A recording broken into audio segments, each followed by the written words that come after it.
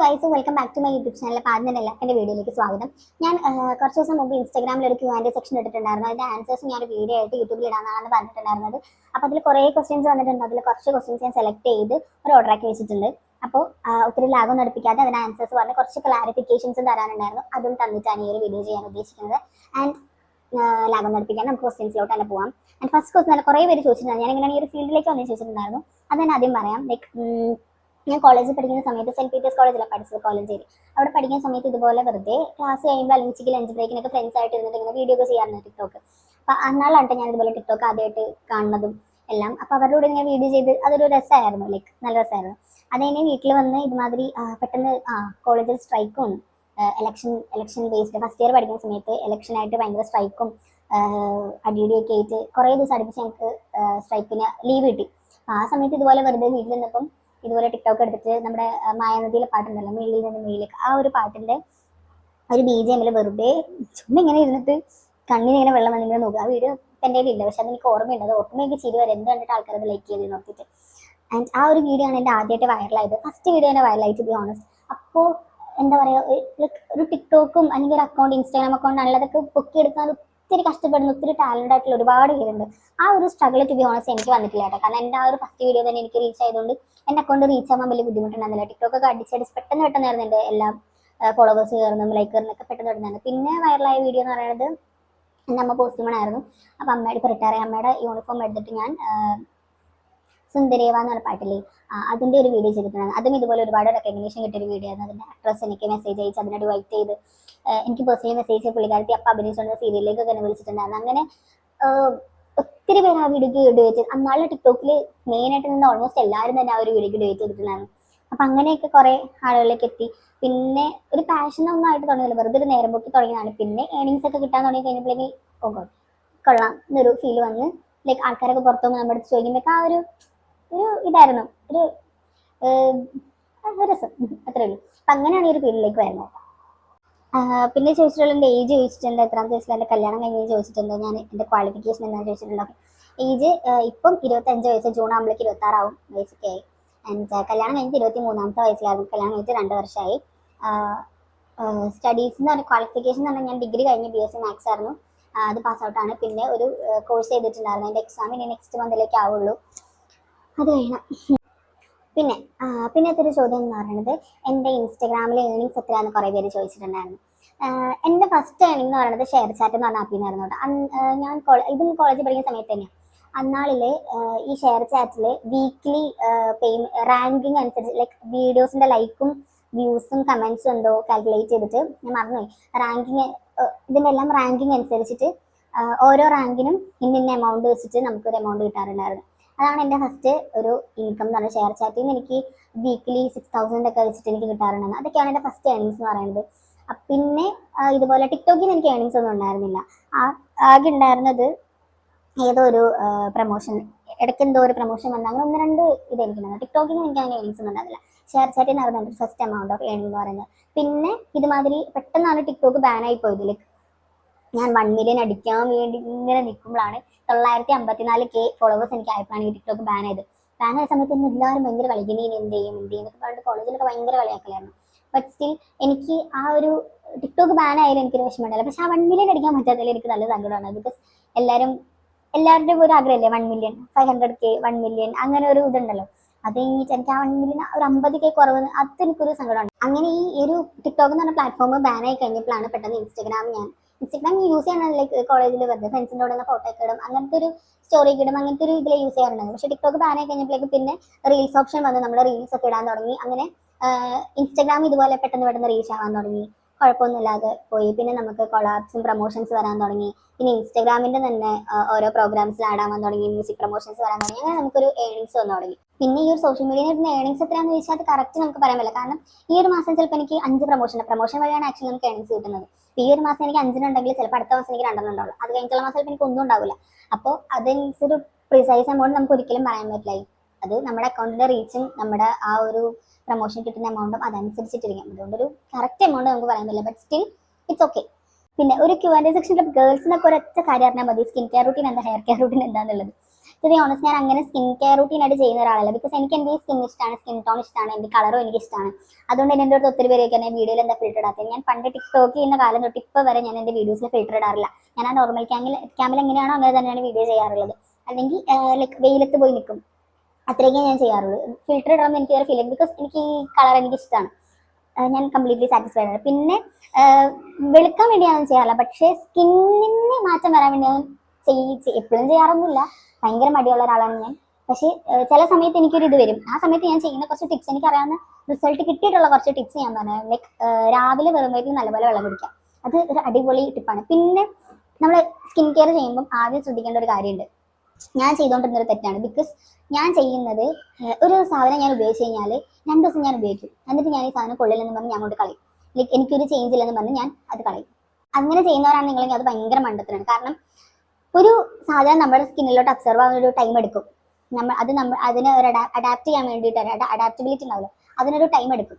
ആ ഒരു ടൈം നമ്മൾ കൊടുത്തേ പറ്റും. ഞാൻ എന്ത് യൂസ് ചെയ്യുമ്പോഴും എനിക്ക് 2 ദിവസം യൂസ് ചെയ്തിട്ട് ഞാൻ റിസൾട്ട് ഇല്ലെന്ന് പറഞ്ഞാൽ കളയുന്നവരാണ്. പക്ഷേ ഞാൻ അതിൻ്റെ ഏറ്റവും വലിയ എക്സാമ്പിൾ സൺസ്ക്രീൻ മസ്റ്റാണ്. ഞാൻ എപ്പോഴും യൂസ് ചെയ്താലും എൻ്റെ മുഖത്ത് ഇങ്ങനെ എണ്ണ പോലെ ഇരിക്കുമ്പോഴും എനിക്കൊരു ഫ്രഷ്നെസ് ഇല്ലാത്തതുകൊണ്ട് ഞാൻ സൺസ്ക്രീൻ യൂസ് ചെയ്യാറുള്ള ഒരാളാണ്. പക്ഷെ ഇപ്പം ഞാൻ നല്ലപോലെ എവിടെ പോയാലും ഞാൻ സൺസ്ക്രീൻ ഇടും. വീട്ടിൽ വെറുതെ ഇരിക്കുമ്പോൾ ഞാൻ സൺസ്ക്രീൻ ഇടാറുണ്ട്. അതൊരു ഭയങ്കര യൂസ്ഫുൾ ആയിട്ടുള്ളൊരു കാര്യമാണ്. അത് ആദ്യം ഒന്നും തോന്നാറില്ല, പക്ഷെ പിന്നെ സ്കിന്നിൽ വന്ന മാറ്റം എന്ന് പറയുന്നത് ഭയങ്കര മാറ്റമാണ് ഗൈസ്. നിങ്ങളത് ഉപയോഗിച്ച് തന്നെ മനസ്സിലാക്കണം. സൺസ്ക്രീൻ ഒരു മസ്റ്റ് ആയിട്ടുള്ള കാര്യമാണ്. പിന്നെയെന്ന് പറയുന്നത് വെറും വയറ്റിൽ നല്ലപോലെ വെള്ളം കുടിക്കുക. രാവിലെ ഉറക്കത്തിൽ വെച്ചിട്ട് വെറും വയറ്റിൽ നല്ലപോലെ വെള്ളം കുടിക്കുക. ഹോൾ ഡേ ഇടയ്ക്കിടയ്ക്ക് നല്ലപോലെ ഹൈഡ്രേറ്റ് ആയിട്ട് വെള്ളം കുടിച്ച് തന്നെ ഇരിക്കുക. വെള്ളം കുടിക്കുമ്പോൾ തന്നെ സ്കിന്നിന് നല്ല മാറ്റം വരും. പിന്നെ പറയുന്നത് കുക്കുംബർ അല്ലേ, എനിക്ക് റിസൾട്ട് വന്ന കാര്യമാണ് കേട്ടോ. ഞാൻ ഈ കുക്കുംബർ പണ്ട് ഒത്തിരി കഴിക്കുന്നു. ആ സമയത്ത് എനിക്ക് നല്ലതായിട്ട് ഞാൻ വെളുക്കുകയൊക്കെ ചെയ്തു. ഞാൻ ഒരു ഫോട്ടോയുടെ സൈഡിൽ വെക്കാം കേട്ടോ. ഞാൻ ഇതുപോലെ വെള്ളവും കുടിച്ച് കുക്കുംബറും കഴിച്ച് ഓയിൽ ഫുഡും ഷുഗറൊക്കെ അവോയ്ഡ് ചെയ്ത് കഴിഞ്ഞ സമയത്ത് എനിക്കുണ്ടായ ഒരു മാറ്റം ഞാൻ ഈ സൈഡിൽ കൊടുക്കാം. ഭയങ്കര ചേഞ്ച് ആയിരുന്നു എനിക്കത്. എന്നിട്ട് പിന്നെ ഞാൻ അത് നിർത്തി. പിന്നെയും ഇതുമാതിരി വെയിലത്തൊക്കെ ഇറങ്ങി തിരിഞ്ഞ് നടന്നപ്പം പിന്നെയും എൻ്റെ സ്കിൻ ടോൺ പഴയ പോലെ തന്നെയായി. ബട്ട് സ്റ്റിൽ എനിക്ക് ഇഷ്ടമാണ്, കുഴപ്പമൊന്നുമില്ല. പക്ഷെ ആ ഒരു സ്കിൻ ടോൺ മാറിയത് ഭയങ്കര ഒരു ചേഞ്ച് തന്നെയായിരുന്നു. ഞാൻ കാണിച്ചു തരാം നിങ്ങൾക്ക്. യെസ്, അപ്പോൾ സ്കിൻ കെയർ എന്ന് പറയാനായിട്ട് അത്രയൊക്കെ ഉള്ളൂ. പിന്നെ CTMS എന്ന് പറഞ്ഞിട്ട് ഒരു റൂൾ നിങ്ങൾക്ക് അറിയായിരിക്കില്ല. ആ ഒരു റൂൾ ഫോളോ ചെയ്യാം. ലൈക്ക് ആദ്യം തന്നെ ക്ലെൻസർ, ടോണർ, ഒരു മൈൽഡ് മോയ്സ്ചറൈസർ ആൻഡ് ഒരു സൺസ്ക്രീൻ, നല്ലൊരു വൈറ്റ് കാസ്റ്റ് ഒന്നും ഇല്ലാത്ത നല്ലൊരു സൺസ്ക്രീൻ. ടു ബി ഓണസ്റ്റ് ഇതൊക്കെ ഒരു ഡെർമറ്റോളജിസ്റ്റിനെ കണ്ട് അവരുടെ സജഷൻ മേടിക്കുന്നതായിരിക്കും ഏറ്റവും നല്ലത്. ഇതുപോലെ ഓരോ റിവ്യൂസ് കണ്ട് മേടിക്കാതെ, ലൈക്ക് ഓരോരുത്തർക്കും ഓരോ സ്കിൻ അല്ലേ. ഒരു ഡെർമറ്റോളജിസ്റ്റിനെ കണ്ടു കഴിഞ്ഞാൽ നമ്മുടെ സ്കിന്നിന്റെ ഏജ് വരെ അവർ നല്ല കറക്റ്റായിട്ട് പറഞ്ഞു തരും. നമുക്ക് അതിനനുസരിച്ചിട്ടുള്ള പ്രോഡക്ട്സും അവർ സജസ്റ്റ് ചെയ്ത് തരും. പിന്നെ നല്ല റെഫർ ചെയ്ത് നല്ല ഡെർമറ്റോളജിസ്റ്റിനെ തന്നെ കാണാം. സ്കിൻ കെയർ എന്ന് പറഞ്ഞാൽ അത്രയൊക്കെ ഉള്ളൂ. പിന്നെ ഹെയർ കെയർ എന്ന് പറയാനായിട്ട് എൻ്റെ അമ്മയ്ക്ക് നല്ല മുടി ഉണ്ടായിരുന്നു. അമ്മയുടെ മുടി തന്നെ എനിക്ക് കിട്ടിയത് ഹെറിഡിറ്ററി ആണ് ടു ബി ഓണസ്റ്റ്. പിന്നെ നല്ല മുടി കൊഴിച്ചിലുണ്ട്. ആൻഡ് എനിക്ക് മൈഗ്രെയിൻ ഇഷ്യൂ ഉള്ളതുകൊണ്ട് തലയിൽ എണ്ണ വയ്ക്കുമ്പോൾ ഭയങ്കര ബുദ്ധിമുട്ടാണ്. തലവേദന എടുക്കും. മൈഗ്രെയിൻ ഉള്ളവർക്കറിയാം മൈഗ്രെയിൻ വന്ന് എന്താ അതിൻ്റെ ഇടങ്ങിയിരുന്നു. ആൻഡ് പിന്നെ ഞാൻ സാധാ എണ്ണയൊക്കെ തേക്കുമ്പോൾ എനിക്ക് ഭയങ്കര തലവേദന. അങ്ങനെ ഞാൻ തപ്പി എനിക്കിപ്പോൾ ലാസ്റ്റ് കിട്ടിയത് പാരച്ചൂട്ടിൻ്റെ ഒരു ആയുർവേദിക് എണ്ണ ഉണ്ട്, മറ്റേ ഒരു ഓറഞ്ച് ബോട്ടിൽ. ആ എണ്ണ നല്ല എണ്ണയാണ്. അത് തേച്ച് കഴിഞ്ഞാൽ മുടി കൊഴിച്ചിലും നല്ലപോലെ നിൽക്കും. മുടി ന്യൂ ഹെയർ നല്ലപോലെ വളരും. എവിടെങ്ങാണ്ട് കേട്ടു ഹെയർ ഗ്രോത്തും ഉണ്ടാവും. അതിന് നല്ല ഹെയർ കെയർ തന്നെ. പിന്നെ എപ്പോഴും ഷാമ്പു യൂസ് ചെയ്യാണ്ടിരിക്കുക. എപ്പോഴും മുടി കഴുകാതിരിക്കുക. ഇടയ്ക്കൊക്കെ തല കഴുകിയാൽ മതി, അതിൻ്റെ ആവശ്യമൊക്കെയുള്ളൂ. ഞാൻ എപ്പോഴും തല കഴുകുന്ന ഒരാളല്ല കേട്ടോ. ഞാൻ ആഴ്ചയിൽ 2 ദിവസം തല കഴുകാറില്ല, മുടി കഴുകി കുളിക്കാറില്ല. ഓക്കെ.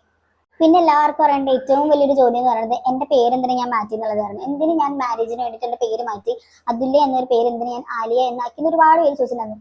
ഗൈസ്, ഞാൻ ഒരിക്കലും എൻ്റെ പേര് മാറ്റിയിട്ടില്ല. ഈ ആലിയ എന്ന് പറയുന്നത് ജസ്റ്റ് ഒരു നിക് നെയിം മാത്രമാണ്. എൻ്റെ ഒരു സർട്ടിഫിക്കറ്റിലോ എൻ്റെ ഒരു ഡോക്യുമെന്റ്സിലോ എൻ്റെ ഒരിടത്തും ഈ ഒരു പേര് ഞാൻ യൂസ് ചെയ്തിട്ടില്ല ഇതുവരെ. ഈവൻ എൻ്റെ മാരേജ് സർട്ടിഫിക്കറ്റിൽ ഒരു സ്പെഷ്യൽ മാരേജ് ആക്ട് പ്രകാരമാണ് ഞങ്ങളുടെ കല്യാണം കഴിഞ്ഞത്. ആ ഒരു മാരേജ് സർട്ടിഫിക്കറ്റിൽ പോലും റിസൽ മൻസൂർ ആൻഡ് അതുല്യ അശോകൻ തന്നെയാണ് കിടക്കുന്നത്. ഞാൻ എൻ്റെ പേര് മാറ്റിയിട്ടില്ല. ആൻഡ് ഇപ്പം എൻ്റെ വീട്ടിൽ എന്നെ കുഞ്ഞാവെന്ന് വിളിച്ചാൽ നമ്മൾ വീട്ടിൽ ഓരോരുത്തരും ഓരോ പേര് വിളിക്കില്ലേ, കുഞ്ഞു പൊന്നു അങ്ങനെയൊക്കെ വിളിക്കുമല്ലോ. അങ്ങനത്തെ ഒരു പേര് മാത്രമായിട്ട് ഈ ആലിയ എന്ന പേര് ഞാൻ കണ്ടിട്ടുള്ളൂ. പിന്നെ ഒരു കുട്ടി എൻ്റെ അടുത്ത് ചോദിച്ചിട്ടുണ്ടായിരുന്നു ഈ സൈബർ ബുള്ളിങ് ഒക്കെ എങ്ങനെയാണ് ഫേസ് ചെയ്ത് അതിനെന്താ ചേച്ചിക്ക് മറുപടി കൊടുക്കാനുള്ളത് എന്നുള്ളത്. ഞാൻ കുറേയൊക്കെ ഞാൻ കണ്ടില്ല എന്ന് നടിക്കുന്നതാണ്. കാരണം എല്ലാത്തിനും പ്രതികരിച്ചുകൊണ്ടിരുന്നാൽ നമുക്ക് അതിനെ നേരിടാവുള്ളൂ.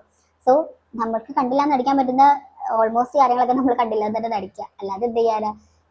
അവർക്ക് അതൊരു നേരം പോക്ക് മാത്രമാണ്. നമ്മുടെ കുറച്ച് ഫോട്ടോസ് എടുത്തിട്ട് ഇങ്ങനെ കഥ ഉണ്ടാക്കി അങ്ങനെ ചെയ്ത് ഇങ്ങനെ ചെയ്ത് അത് അവരുടെ ഒരു ഹാപ്പിനെസ്, അവർ എന്തെങ്കിലും ചെയ്യട്ടെ എന്ന് ആദ്യമൊക്കെ ഞാൻ പിന്നെ അങ്ങനെ വെച്ചു. പിന്നെ എനിക്ക് ആകെ വിഷമം തോന്നിയൊരു കാര്യം എന്ന് പറഞ്ഞാൽ എൻ്റെ ഫ്രണ്ട്സിന്റെ ഫോട്ടോ വെച്ചിട്ട് ലൈക്ക് കേരള സ്റ്റോറി എന്ന് പറഞ്ഞ സിനിമയായിട്ട് കമ്പയർ ചെയ്തിട്ട് എൻ്റെ ഇതുപോലെ ഞാൻ പണ്ട് സ്കൂളിൽ പഠിക്കുമ്പോൾ ഉണ്ടായിരുന്ന ഫ്രണ്ട്സിന്റെ ഒരു കല്യാണത്തിൽ വെച്ച് കണ്ടപ്പം അന്ന് എടുത്ത ഒരു ഫോട്ടോ വെറുതെ സ്റ്റോറി ഇട്ട് ലൈക്ക് പോസ്റ്റ് ഇട്ടപ്പം ആ പോസ്റ്റ് അക്കൗണ്ടിന്റെ അടിയിൽ കിടന്ന പോസ്റ്റ് അത് തപ്പി കണ്ടുപിടിച്ചെടുത്തുകൊണ്ട് വന്നിട്ട് അവരാണ് ഇതുപോലെ കേരള സ്റ്റോറി സിനിമ വെച്ച് തന്നെ കമ്പയർ ചെയ്തിട്ട് അവരെന്നെ ഇതുപോലെ ബ്രെയിൻ വാഷ് ചെയ്ത് കൺവേർട്ട് ചെയ്യിച്ചു അങ്ങനെ ഇങ്ങനെയൊക്കെ കുറെ ഉണ്ടായിരുന്നു. ലൈക്ക് അത് മാത്രം എനിക്കൊരു വിഷമം ഉണ്ടായിരുന്നുള്ളൂ ടു ബി ഓണസ്റ്റ്. അതെന്താണെന്ന് വെച്ചാൽ ഈ പറയുന്ന ഫ്രണ്ട്സിന് ആർക്കും എനിക്കൊരു റിലേഷൻ ഉണ്ടെന്ന് അറിയുന്ന കാര്യമില്ലായിരുന്നു. കല്യാണത്തിന് ഒരു കുറച്ച് ദിവസം മുമ്പാണ് ഞാൻ ഇങ്ങനെ റിലേഷൻ ഉണ്ട്, അടുത്ത ദിവസം കല്യാണമാണ് ഞാൻ ഇവരുടെ അടുത്ത് പറയുന്നത്. കല്യാണം കഴിഞ്ഞ സമയത്ത് മാത്രമല്ല സ്റ്റിൽ ഇപ്പൊ 2 വർഷമായിട്ട് ഇപ്പോഴും ഞാൻ സൈബർ ബുള്ളിങ് ഫേസ് ചെയ്തുകൊണ്ട് തന്നെയാണ് ഇരിക്കുന്നത്. ആദ്യമൊക്കെ ഭയങ്കര വിഷമമാണ്. ബിക്കോസ് ഞാൻ ഇത് പറഞ്ഞ മാതിരി 2018 ഞാൻ ഈ ഒരു പ്ലാറ്റ്ഫോമിലേക്ക് വരുന്നത്. അന്ന് തൊട്ട് 2023 എന്റെ കല്യാണം കഴിയുന്നത് വരെ എന്റെ കമന്റ് ബോക്സിൽ അങ്ങനെ ഒരു നെഗറ്റീവ് കമന്റോ അല്ലെങ്കിൽ എനിക്ക് പേഴ്സണലായിട്ട് ആരും മോശമായിട്ടൊരു മെസ്സേജ് അയക്കുന്നത് എനിക്ക് അങ്ങനെ ഒരു അനുഭവം എനിക്ക് ഉണ്ടായിട്ടില്ല. എല്ലാവരും എപ്പോഴും സ്നേഹത്തില്ല. ബിക്കോസ് ഞാൻ ഫിൽറ്റർ ഒന്നും ഇടാത്തതുകൊണ്ട് എല്ലാവർക്കും ഭയങ്കര ഇഷ്ടമായിരുന്നു. ആരും അങ്ങനെ മോശമായിട്ട് കമന്റ് ഒന്നും ചെയ്യാറുണ്ടായിരുന്നില്ല. ഭയങ്കര സപ്പോർട്ടായിരുന്നു എനിക്ക്. അതിപ്പോൾ ടിക്ടോക്കിലാണെങ്കിലും ഇൻസ്റ്റാഗ്രാമിലായിരുന്നെങ്കിലും ഞാൻ ഏതൊരു ആപ്പിൽ വീഡിയോ ഇട്ടാലും എനിക്ക് അങ്ങനെ ഒരു ഇതായിരുന്നു. പക്ഷെ പിന്നെ പെട്ടെന്നൊരു ദിവസം കല്യാണം കഴിഞ്ഞ സമയത്ത് ഇതുമാതിരി ലൈക്ക് തെറി എന്നൊക്കെ പറഞ്ഞ പച്ച തെറികളാണ് എൻ്റെ കമന്റ് ബോക്സിൽ വന്നുള്ളത്. കമന്റ് ബോക്സിൽ മാത്രമല്ല ഈ ലൈക്ക് ഇൻബോക്സിലും അത് തന്നെ വന്നിട്ടുണ്ട്. പിന്നെ ഞാൻ ഇൻബോക്സ് ചെക്ക് ചെയ്യാണ്ടായി. വീഡിയോ ഇടാൻ എനിക്ക് ഭയങ്കര ബുദ്ധിമുട്ടായി തുടങ്ങി. അങ്ങനെ ഒത്തിരി ഭയങ്കര മെന്റലി ഞാൻ ഭയങ്കര വീക്കായി പോയായിരുന്നു. കാരണം പെട്ടെന്നൊരു ദിവസം ലൈക്ക് അത്രയും നാൾ നമ്മൾ സ്നേഹിച്ചവരൊക്കെ പെട്ടെന്നൊരു ദിവസം എന്തൊക്കെയോ പറഞ്ഞ് ലൈക്ക് അൺഫോളോ ചെയ്ത് ഫ്രണ്ട് ചെയ്ത് അൺഫോളോ ചെയ്തൊക്കെ അതൊക്കെ ഓക്കെയാണ്. പക്ഷെ ആ തെറി വിളിക്കുന്ന അതിൻ്റെ ഒന്നും ആവശ്യം ഉണ്ടായിരുന്നു എന്ന് എനിക്ക് ഇപ്പോഴും തോന്നുന്നില്ല. ഇപ്പോഴും എന്നെ തെറി വിളിക്കുന്ന ഒരുപാട് പേരുണ്ട്. എന്തിനാന്ന് എനിക്ക് ഇപ്പോഴും അറിയില്ല. ഞാൻ എൻ്റെ ലൈഫ് എനിക്ക് ഇഷ്ടത്തിന് ജീവിക്കുന്നത്. ഞാൻ ഇവരെ ആരെയും ബുദ്ധിമുട്ടിപ്പിക്കാനോ ആർക്കും ഒരു പ്രശ്നത്തിനോ ഞാൻ ചെല്ലുന്നില്ല. എൻ്റെ ലൈഫ് എങ്ങനെ ജീവിക്കേണ്ടത് എന്ന് ഞാനാണ് തീരുമാനിക്കേണ്ടത് അല്ലേ. അതില് നിങ്ങൾക്ക് അഭിപ്രായം പറയാം. ബിക്കോസ് നിങ്ങളൊക്കെ എന്നെ ഫോളോ ചെയ്യുന്ന എൻ്റെ വീഡിയോസ് ഇഷ്ടപ്പെട്ട് എന്നെ ഫോളോ ചെയ്യുന്ന ആൾക്കാരാണ്. നിങ്ങൾക്ക് അഭിപ്രായം പറയാം. പക്ഷെ നിങ്ങൾ പറയുന്ന രീതിക്ക് തന്നെ ഞാൻ അനുസരിക്കണം എന്ന് വാശി പിടിക്കുന്നത് അത് ശരിയായിട്ടുള്ള ഒരു കാര്യമല്ല. ലൈക്ക് ഇപ്പൊ നിങ്ങളുടെ ആരുടെയും ജീവിതത്തിൽ കയറി ഞാൻ ഒരാളെയും ജഡ്ജ് ചെയ്യാൻ പോകാറില്ല. ബിക്കോസ് അത് അവരുടെ ഇഷ്ടങ്ങളാണ്. ഓരോരുത്തർക്കും ഓരോ ഇഷ്ടങ്ങളുണ്ട്, ഓരോരുത്തർക്കും ഓരോ ചോയ്സ് ഉണ്ട്. അതുപോലെ എൻ്റെ ചോയ്സാണ് എൻ്റെ ലൈഫ് എന്താണ് ഏതാണ് എന്നുള്ളത് എൻ്റെ ചോയ്സാണ്. ആൻഡ് അതിൽ എനിക്ക് ആദ്യമൊക്കെ എനിക്ക് നല്ല ബുദ്ധിമുട്ടുണ്ടായിരുന്നു. മെന്റലി ഞാൻ ഭയങ്കര വീക്കായിരുന്നു. അതിന് വേണ്ടി ഞാൻ തെറികളും മോശമായിട്ടുള്ള കമന്റ്സ് ഞാൻ കേട്ടിട്ടുണ്ട്. പിന്നെ ഒരു കൂട്ടരെന്ന് പറഞ്ഞാൽ കമന്റ് ബോക്സിൽ വന്ന് ആൾക്കാരെ കാണിക്കാൻ വേണ്ടി വായി തോന്നി തെറികളോ ഇതൊക്കെ പറഞ്ഞിട്ട് നമുക്ക് ഇൻബോക്സിൽ അയക്കുന്ന മെസ്സേജ് ഒക്കെ ഭയങ്കര സ്നേഹത്തിലും ഒലിപ്പിച്ചും അങ്ങനെ അയക്കുന്ന കൂട്ടരും ഉണ്ട്. എനിക്ക് ഈ കമന്റ് ബോക്സിൽ തെറി വിളിച്ച് കാണിക്കുന്നവരുടെ ദേഷ്യം ഇങ്ങനെ ചെയ്യുന്നവരാണ്. ഇൻബോക്സിൽ ഒന്ന് സ്നേഹം കാണിച്ചിട്ട് കമന്റ് ബോക്സിൽ ഒന്ന് തെറി വിളിക്കുന്നവരോട്. എന്തായാലും ആ ഒരു സംഭവം ഇപ്പൊ ഞാനൊന്നും മൈൻഡ് ചെയ്യാറില്ല. ആദ്യമായിട്ട് ഞാൻ മെന്റലി ഭയങ്കര വീക്കായിരുന്നു. ഭയങ്കര വീക്ക് എന്ന് പറഞ്ഞാൽ ഭയങ്കര വീക്ക്. എനിക്ക് ഭയങ്കര സങ്കടമായിരുന്നു. ഇപ്പൊ ഞാൻ എന്താ പറയാ എല്ലാം കണ്ടില്ലാന്ന് അടിക്കാൻ ഓൾമോസ്റ്റ് ഉള്ള കാര്യങ്ങളൊക്കെ കണ്ടില്ലാന്ന് അടിക്കാൻ ഞാൻ പഠിച്ചു. അങ്ങനെ പഠിച്ചപ്പോൾ തന്നെ എൻ്റെ ലൈഫിൽ ഒത്തിരി ചേഞ്ചസ് ഉണ്ടായി. എൻ്റെ മെന്റൽ ഹെൽത്ത് നന്നായി. യെസ്. എന്തുകൊണ്ടാണ് ഇത്രയും നാളൊരു യൂട്യൂബ് ചാനൽ തുടങ്ങാതിരുന്നത് എന്നത്. യൂട്യൂബ് ചാനൽ തുടങ്ങുന്നത് കുറേ കാലം കൊണ്ട് ഞാൻ ആഗ്രഹിക്കുന്ന ഒരു കാര്യമാണ്. ലൈക്ക് പക്ഷെ എനിക്ക് എന്ത് വീഡിയോ ഇടണം എന്ത് ചെയ്യണം എന്നറിയില്ല. കാരണം വെറുതെ വീട്ടിലിരുന്ന് രാവിലെ എണീച്ച് തിന്നും കുടിച്ച് ഡെയിലി അത് തന്നെ ചെയ്തുകൊണ്ടിരിക്കുമ്പോൾ ഡെയിലി അത് തന്നെ ഇടേണ്ടെന്നുള്ളൊരു തോട്ടായിരുന്നു എനിക്ക് ഉണ്ടായിരുന്നത്. പണ്ട് തൊട്ടേ എല്ലാവരും എൻ്റെ അടുത്ത് പറയായിരുന്നു യൂട്യൂബ് ചാനൽ തുടങ്ങി വീഡിയോ എപ്പോഴും പറയായിരുന്നു. പക്ഷേ ഇപ്പോഴാണ് എനിക്ക് അതിൻ്റെ ഒരു ഇത് വന്നത്. റീസെൻ്റ്ലി ചേച്ചിയുടെ മനസ്സ് വിഷമിപ്പിച്ച ഒരു ഇൻസിഡൻറ്റ് എന്ന് പറയാൻ ഒരു സ്റ്റേറ്റ്മെന്റ് ഒരു കൈൻഡ് ഓഫ് സ്റ്റേറ്റ്മെന്റ് എനിക്ക് കേട്ടതിൽ എനിക്ക് ഭയങ്കര വിഷമമായ ഒരു സ്റ്റേറ്റ്മെന്റ് ആണ്. ലൈക്ക് ഇത്രയും നാളായിട്ട് ഞാൻ എൻ്റെ ലൈഫിൽ എൻ്റെ കൂടെ വീഡിയോ ചെയ്ത് തുടങ്ങിയവരൊക്കെ വീഡിയോ വെച്ചു, കാറ് മേടിച്ചു, അത് ചെയ്തു, ഞാൻ മാത്രം ഇതുവരെ ഒരിടത്ത് എത്തിയില്ല എന്നുള്ളത്. അങ്ങനെ ഒരു സ്റ്റേറ്റ്മെന്റ് അത് പറഞ്ഞത് അത്രയും എൻ്റെ ബ്ലഡ് റിലേഷനിൽ എൻ്റെ ക്ലോസ് ആയിട്ടുള്ള ഒരാളാണ്. സീരിയസ്ലി ഈ പറയുന്ന ആൾക്കാർ ആരും ഇന്നേ വരെ എനിക്കൊരു വീഡിയോ എടുത്ത് പോലും തന്നിട്ടില്ല. എൻ്റെ അക്കൗണ്ട് കയറി നോക്കിയാൽ നിങ്ങൾക്കറിയാം ഇത്രയും കാലത്തിനിടയിൽ ഞാൻ എല്ലാം സെൽഫി വീഡിയോസ് ആണ്. എനിക്കൊരു വീഡിയോ എടുത്താൽ ആരും ഉണ്ടായിട്ടില്ല. എനിക്ക് ഒരു പ്രൊമോഷൻ വന്ന ആരും കൂടെ എൻ്റെ വരാറില്ല. ഒരു കൊളാബ് വന്ന ആരും എൻ്റെ കൂടെ വരാറില്ല. എനിക്ക് മൂവിയിൽ ചാൻസ് കിട്ടിയിട്ടുണ്ട്, സീരിയലിൽ ചാൻസ് കിട്ടിയിട്ടുണ്ട്. ഇതിനൊന്നും ഒരു ഓഡീഷന് പോലും അറ്റൻഡ് ചെയ്യാൻ വരാൻ പറഞ്ഞാൽ ഈ പറഞ്ഞ ആരും വരാറില്ല. ലൈക്ക് എല്ലാം ഞാൻ ഭയങ്കര ഇൻട്രോവേർട്ട് ടൈപ്പ് ഒരാളാണ്. എനിക്ക് ആ ഒരു കംഫർട്ട് കിട്ടിയാൽ മാത്രമേ ഞാൻ ഒരാളുടെ കൂടെ പുറത്തു പോകുള്ളൂ.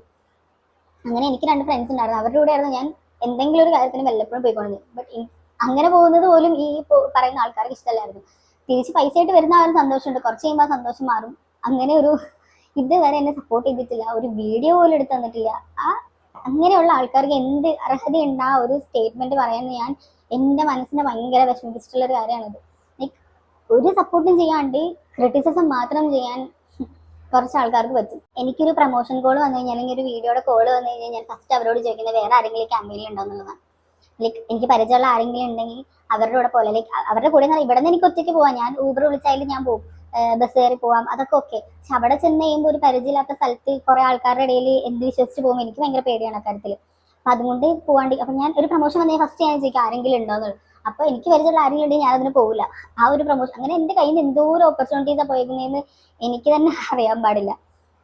പിന്നെ ഇതുമാതിരി വീഡിയോ എടുക്കുന്ന കേസ് പറഞ്ഞാൽ തന്നെ എനിക്ക് ഓടി നടന്നൊക്കെ വീഡിയോ എടുക്കുന്നത് ഭയങ്കര ആഗ്രഹമുള്ള ഒരാളാണ്. പക്ഷെ ഇതുപോലെ പറഞ്ഞ മാതിരി വീഡിയോ എടുത്ത ഒരാളില്ലാത്തതുകൊണ്ട് ഇപ്പൊ ഇതുപോലെ ക്യാമറമാൻ ഇഷ്ടം പോലെ ക്യാമറമാൻ എനിക്ക് ഫോട്ടോഷൂട്ട് ചോദിച്ചും വീഡിയോ എടുക്കാമെന്ന് പറഞ്ഞിട്ട് ഇഷ്ടം പോലെ ആൾക്കാർ എനിക്ക് മെസ്സേജ് ചെയ്യാറുണ്ട്. പക്ഷെ ഇവരുടെ കൂടെ ആണെങ്കിലും ലൈക്ക് ഇവരുടെ പ്രൊഫൈൽ നോക്കി അതൊക്കെ ഓക്കെ, പക്ഷെ അവരുടെ കൂടെയും എനിക്ക് ഒറ്റയ്ക്ക് പോകാൻ ആ ഒരു കോൺഫിഡൻസ് എനിക്കില്ല. എനിക്കൊരു സ്ഥലത്ത് പോയി ഫോട്ടോ എടുക്കാന്ന് ആ ഒരു ഇത് എനിക്കില്ല. അപ്പോൾ ഇപ്പൊ അപ്പോഴും ആരും എൻ്റെ കൂടെ ഇതുവരെ വന്നിട്ടില്ല, അതിന് വന്നിട്ടില്ല. ഇതുപോലെ ഇനി അങ്ങനെ എന്തെങ്കിലും വീഡിയോ ചെയ്യണം. ഇപ്പം സോങ് പ്രൊമോഷൻ വരുമ്പം സെൽഫി വീഡിയോ പറ്റില്ല, ഇങ്ങനത്തെ വീഡിയോ തന്നെ വേണമെന്നൊരു ഇതിൽ പറയുകയാണെങ്കിൽ ഞാൻ ചെയ്യുന്ന ഒരു കാര്യം, ഇവിടെ പെരുമ്പാറുള്ള ഞാൻ ബസ്സും കയറി എറണാകുളത്തോട്ട് പോകും. ആമിയ ഷോന് എല്ലാവർക്കും അറിയത്തില്ല, അവളുടെ ഫ്ലാറ്റിൽ പോയി അവൾ എനിക്ക് വീഡിയോ എടുത്ത് തരാറ്. എൻ്റെ വീട്ടിൽ ആവശ്യത്തിന് ആൾക്കാരുണ്ട്, എന്നിട്ടാണ് ഞാൻ അങ്ങോട്ട് ബസ്സും കയറി പോകുന്നത്. എന്നിട്ടാണ് ഈ പറയുന്ന ആൾക്കാരെ ഞാനൊന്നും ആയില്ല എന്ന് പറയണേ. ഒരു സപ്പോർട്ടും ഇന്നേ വരെ എനിക്ക് പറഞ്ഞ ആരും തന്നിട്ടില്ല. എന്നിട്ടും ഞാൻ ഒരുപാട് സമ്പാദിച്ചിട്ടുണ്ട്. ആ സമ്പാദ്യം ഒന്നും എൻ്റെ കയ്യിൽ ഇല്ലാത്തത് എന്തുകൊണ്ടാണെന്നും പറയാൻ ഞാൻ ആഗ്രഹിക്കുന്നില്ല. അപ്പോൾ ആ ഒരു കാര്യം റീസെന്റ് എനിക്ക് ഭയങ്കര ഭയങ്കര ഹേർട്ടായിട്ടുള്ള ഒരു കാര്യമാണ്. എന്തിന് ക്രിട്ടിസൈസ് ചെയ്യുന്നു ഞാൻ പലപ്പോഴും ആലോചിച്ചിട്ടുണ്ട്. ഓക്കെ, അപ്പൊ അതാണ് എനിക്ക് വിഷമമായിട്ടുള്ളൊരു കാര്യം എന്ന് പറയുന്നത്. പിന്നെ എൻ്റെ ലൈഫിൽ എന്തായിരുന്നു ഉണ്ടായിട്ടുണ്ടായിരുന്നു, what happened in my life ഒരുപാട് പേര് ചോദിച്ചിട്ടുണ്ട്. Like what happened has happened, കഴിഞ്ഞത് കഴിഞ്ഞു. ലൈക്ക് എല്ലാ ഒരു മെച്യൂരിറ്റിയുടെ കുറവ് നല്ലപോലെ ഉണ്ടായിരുന്നു രണ്ടുപേർക്കും. പ്രശ്നങ്ങൾ വരുമ്പോൾ രണ്ടുപേർക്കും വാശിയുണ്ടായിരുന്നു.